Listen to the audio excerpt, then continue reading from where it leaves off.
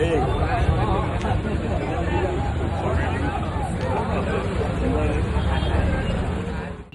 രണ്ടുഘട്ട പ്രചാരണത്തിനു ശേഷം തവനൂർ മണ്ഡലം LDF സ്ഥാനാർത്ഥി KT ജലീലിന്റെ നാടിളക്കിയുള്ള പൊതുപര്യടന പരിപാടിക്ക് തുടക്കമായി.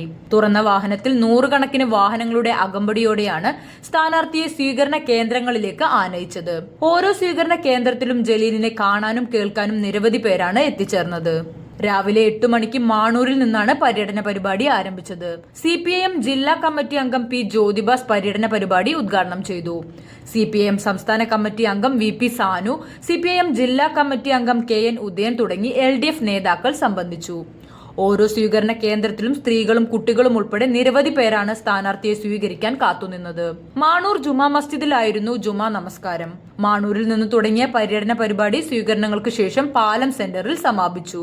സ്വീകരണ കേന്ദ്രങ്ങളിൽ CPIM ജില്ലാ കമ്മിറ്റി അംഗം KP ശങ്കരൻ മാസ്റ്റർ, DYFI സംസ്ഥാന കമ്മിറ്റി അംഗം Muneer, DYFI Edappal block president Biju, DYFI Thavanur block president Sivanandan, CPIM Edappal area committee അംഗം Prabhakaran, Kolalambu local secretary Sooraj, CPIM Thavanur area committee അംഗം ഷാജിദ് എന്നിവർ സംസാരിച്ചു.